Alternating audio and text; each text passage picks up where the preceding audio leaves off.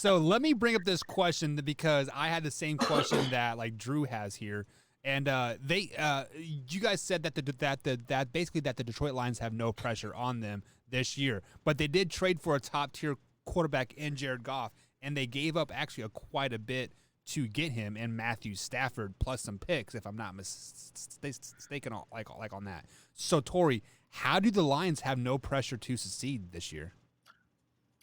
Because it's a brand new head coach, it's a brand new quarterback in a brand new system.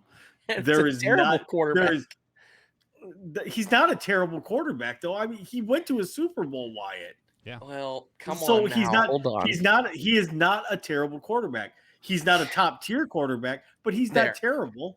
He's terrible now. He was better there. He was better his Super Bowl year. He's only been in the now. league 5 years. Yeah, and he's trash now. Whoa, he had one whoa. He had one okay year where he was carried by Hang on. Todd Gurley, who was incredible that year, an incredible defense, an incredible wide receiver core, and he still got beat in the worst Super Bowl ever. So I know a trash quarterback when I see it, a.k.a. Lamar Jackson being represented by his mom in a contract extension year, but that's besides the point. Do you think maybe Jared Goff just had down years because everybody picked up on the Sean McVay offensive system and he refused to, like, evolve that offense after that Super Bowl run, Wyatt? I can promise you right now, whatever down year that Jared Goff had in LA, it was nothing compared to the down year he's about ready to have in Detroit. I can promise you that. And that's not because of the new system, the new head coach, everything that you just listed of why they have no pressure? I mean, Jared Goff is literally going to have to fend for his life at practice. They're going to have a live lion on a chain at practice. That's cool.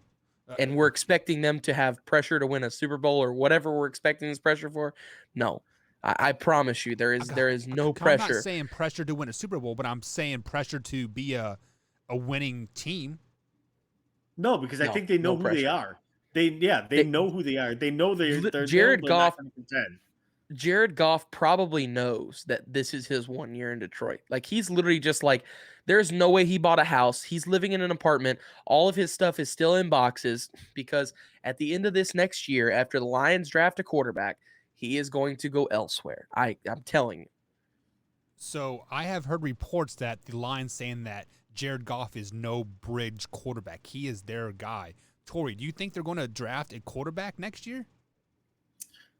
No. Not in the first round, maybe later rounds, but looking for a backup. I think Jared Goff is their guy. I think Dan Campbell had insight into this and said, you know what, I like his game. This is what he does. You got to remember, even though Dan Campbell's never been a coordinator, he was the interim head coach for the Dolphins for a little bit, and then he did go to the Saints. So he got to watch players like Taysom Hill and Jameis Winston that were not great players come into an offensive scheme and do really well and flourish in that scheme. So now he has a quarterback that's not Drew Brees, but is better than Jameis Winston and better than Taysom Hill. He has an offensive line. The only thing that they got to do is they got to develop some of the weapons around him. So I don't think this is as bad as everybody wants to make it out to be. But this year, there is no pressure on them to be a winning team. There's pressure on them to be terrible, but show progress. And that is literally what it's going to be.